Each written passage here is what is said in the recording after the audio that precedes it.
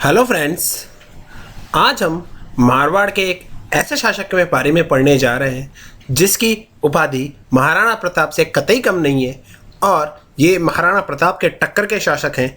महाराणा प्रताप मेवाड़ के थे और राव चंद्रसेन मारवाड़ के थे। दोस्तों, इनका जन्म महाराणा प्रताप से पहले हुआ और इन्होंने वही सब किया जो आगे चलकर महाराणा प्रताप ने किया। दोस्तों, राव चंद्रसेन राव मालदेव के बाद जोधपुर के शासक बनते हैं और 1562 में राव मालदेव की मृत्यु के बाद 1562 से लेकर 1581 तक यह मारवाड़ के शासक रहते हैं। तो दोस्तों, आइए अध्ययन करते हैं राव चंद्रसेन के बारे में। आइए दोस्तों, इनके उपनाम के बारे में देखते हैं। इनके उपनाम मिलते हैं दोस्तों, मारवाड़ का प्रताप। मारवाड़ का प्रताप इन्हें इतिहासकार VN रेव ने कहा है। दोस्तों, मारवाड़ का प्रताप इसलिए कहा है क्योंकि इनके जो कार्य थे या महाराणा प्रताप के जो कार्य थे दोनों सेम थे, इसलिए इन्हें मारवाड़ का प्रताप कहा जाता है। मारवाड़ का भूला बिसरा राजा। इनको मारवाड़ का भूला बिसरा राजा इसलिए कहा जाता है क्योंकि इतिहासकारों ने इनकी जीवनी पर या इनकी कार्यशैली पर इतना प्रकाश नहीं डाला है जितना महाराणा प्रताप की कार्यशैली पर प्रकाश डाला गया है।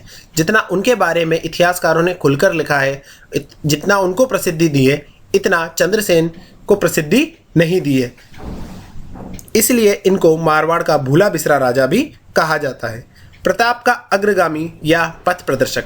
निश्चित है इनको प्रताप का अग्रगामी कहना, क्योंकि इनका जन्म महाराणा प्रताप से पहले हुआ था और इनका शासनकाल भी उनसे पहले का है। और महाराणा प्रताप और इनमें सिमिलरिटी ये मिलती है कि इन्होंने भी अपनी किलों की राजनीति को छोड़कर इन्होंने पहाड़ियों को अपना शासन स्थल बनाया और वहीं से मुगलों का मुकाबला किया। इसके बाद दोस्तों, राव मालदेव के 4 पुत्र थे। इनका एक बार थोड़ा सा देख लेते हैं ये किस तरह से गद्दी पर बैठे। मालदेव के 4 पुत्र थे दोस्तों। आपको कई गाइडों में मिलेगा कि ये तीसरे नंबर के पुत्र थे, चौथे नंबर के पुत्र थे। हमें इतना ध्यान नहीं देना है क्योंकि ये बात इतिहास में सत्य नहीं मिलती है कि तीसरे थे या चौथे थे। लेकिन एक बात का सत्य पता चलता है कि इनका ज्येष्ठ स्थान नहीं था। ये मालदेव के ज्येष्ठ पुत्र नहीं थे और मालदेव ज्येष्ठता का यहाँ उल्लंघन करते हुए राव चंद्रसेन को अगला राजा बनाएगा। तो दोस्तों, राव मालदेव के जो सबसे पहले पुत्र का नाम आता है वो है राम सिंह। एक पुत्र का नाम इनका आता है उदय सिंह। तीसरा पुत्र का नाम आता है इनका राव चंद्रसेन और चौथे पुत्र का नाम यहाँ पर आता है रायमल। आपको बस इतना ध्यान रखना है कि चंद्रसेन ज्येष्ठ पुत्र नहीं थे और यहाँ पर राव मालदेव के द्वारा ज्येष्ठता का उल्लंघन करते हुए चंद्रसेन को शासक बनाया गया था। दोस्तों, मालदेव ने अपने जीते जी घोषित कर दिया था कि मेरा अगला शासक चंद्रसेन होगा और राम सिंह को गुंदोज की परगना दिया गया, उदय सिंह को फलोदी का परगना दिया गया और रायमल को सिवाना का परगना दिया गया। ये तीनों इसके भाई चंद्रसेन से नाराज थे और अपने मन में नहीं चाहते थे कि अगला शासक चंद्रसेन बने। तो इसके चारों यहाँ पर क्या हो जाएंगे दोस्तों, एंटी हो जाएंगे, इसके दुश्मन हो जाएंगे। तो आपको ये ध्यान रखना है राम सिंह को क्या दिया था, उदय सिंह को कौन सा परगना दिया था और रायमल को कौन सा परगना दिया था। इसके बाद दोस्तों, अकबर जोधपुर पर आक्रमण करेगा।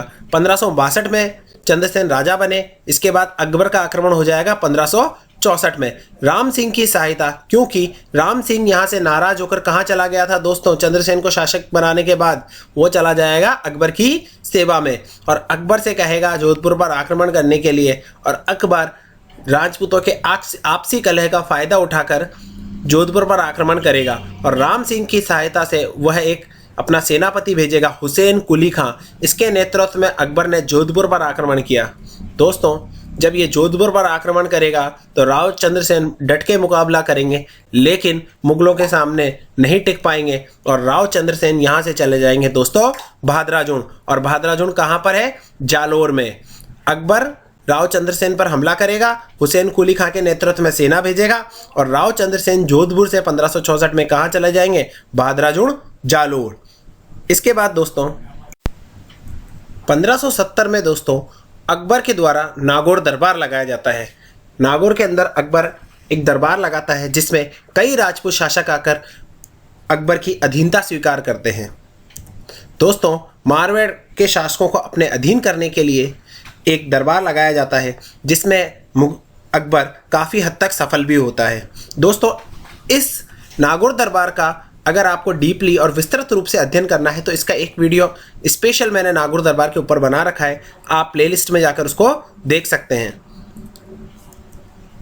नागौर दरबार को राजपूताने या मारवाड़ की परतंत्रता की कड़ी कहा जाता है, क्योंकि दोस्तों इसके बाद कई शासकों ने मुगलों की अधीनता स्वीकार कर ली थी, अकबर की अधीनता स्वीकार कर ली थी, इसलिए इसे मारवाड़ की प्रतंत्रता की कड़ी कहा जाता है या राजपूताने की प्रतंत्रता की कड़ी कहा जाता है। इसके बाद दोस्तों इसमें हम एक बार एक शॉर्ट में नज़र डाल लेते हैं कौन कौन से शासकों ने अकबर की अधीनता स्वीकार की थी। ये राजस्थान का मैप है, इसके अंदर जैसलमेर के शासक रावल हर्राय भाटी आए थे और इन्होंने यहाँ नागौर के अंदर किसकी अधीनता स्वीकार की थी? मुगलों की। इसके अलावा बीकानेर से राव कल्याणमल आए थे, ये उस समय शासक थे और इनके पुत्र राय सिंह और पृथ्वीराज राठौड़ दोनों आए थे, इन दोनों ने भी अकबर की अधीनता स्वीकार की थी। इसके बाद जोधपुर से चंद्रसेन, उदय सिंह और राम सिंह, ये तीनों आते हैं। शासक तो चंद्रसेन है लेकिन उदय सिंह और राम सिंह का संबंध भी कहाँ से? जोधपुर से, क्योंकि ये दोनों भी क्या थे? मालदेव के पुत्र थे।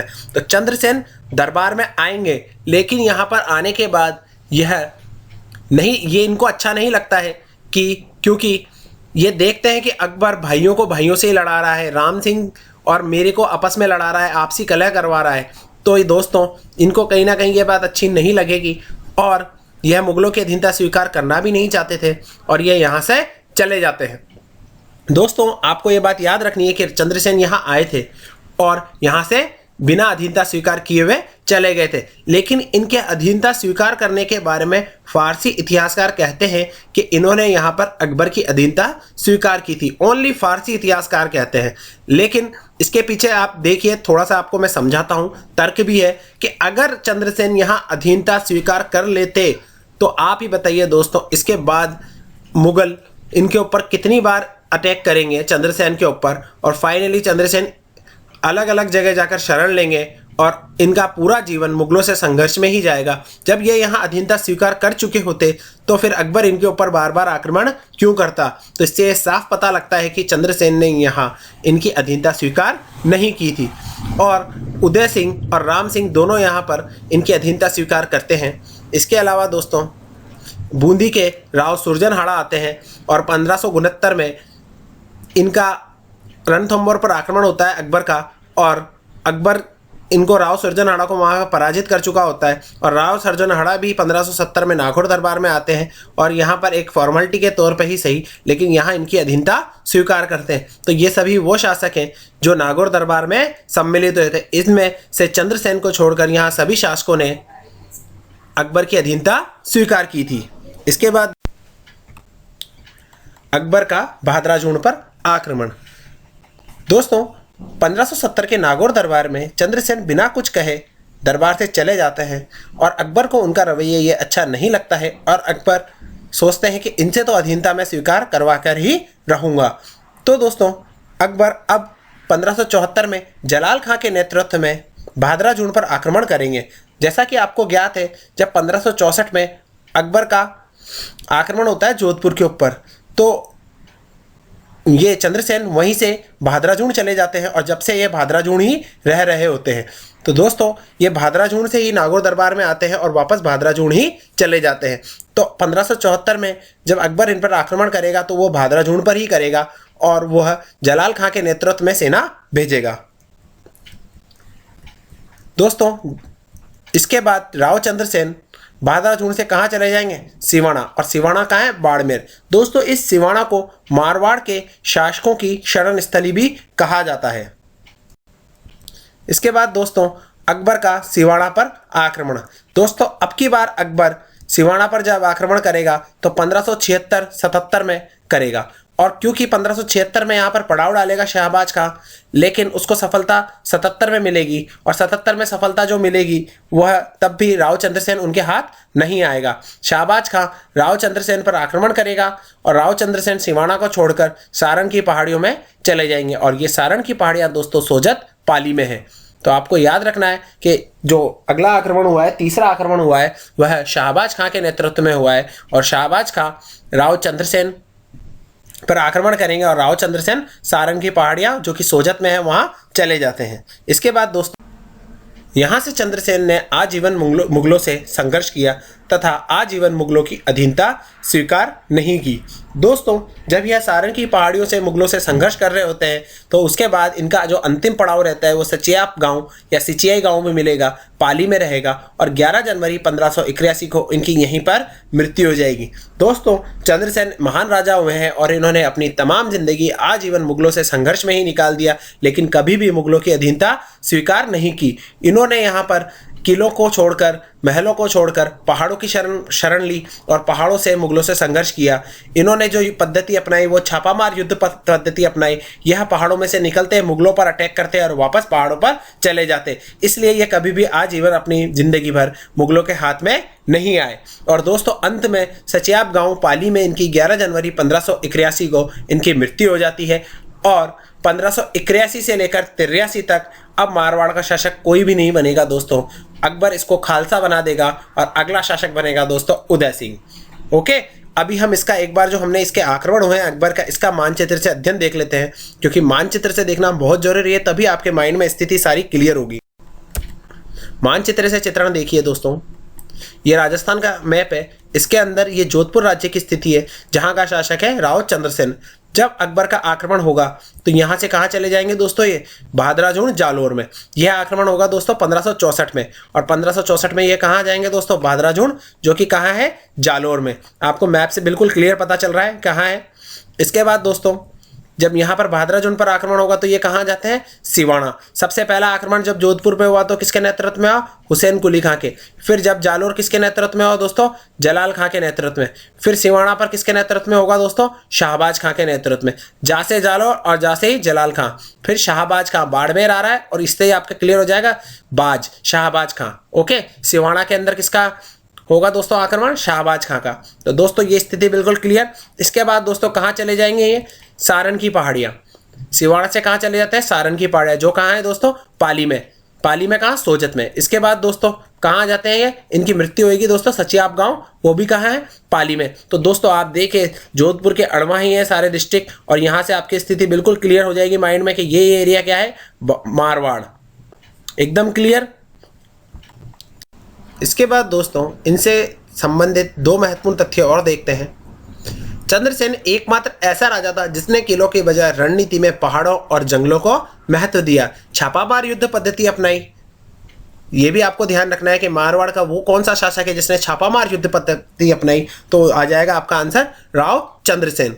यह पहाड़ों में से निकलते, मुगलों पर अटैक करते और वापस कहाँ पर चले जाते थे, पहाड़ों में। इसी कारण से मुगलों की सेना इन्हें कभी भी नहीं पकड़ पाई। 1581 से लेकर 1583 तक अकबर ने मारवाड़ को खालसा घोषित कर दिया था।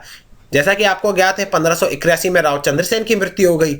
इसके बाद अकबर ने यहाँ कोई शासक नहीं बनाया और इसको खालसा घोषित कर दिया। खालसा का मतलब होता है केंद्र के द्वारा शासन व्यवस्था चलना, और उस समय केंद्र हमारा था मुगल प्रशासन, तो मुगलों के द्वारा इसका यहाँ पर सारी शासन व्यवस्था चल रही थी। और 1583 में यहाँ अगला राजा बनेगा अकबर की स्वीकृति से, वो बनेगा उदय सिंह, और इसी उदय सिंह को इतिहास में मोटा राजा के नाम से जाना जाता है।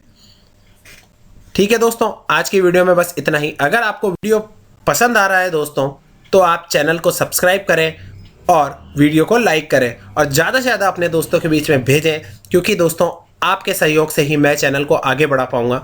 धन्यवाद।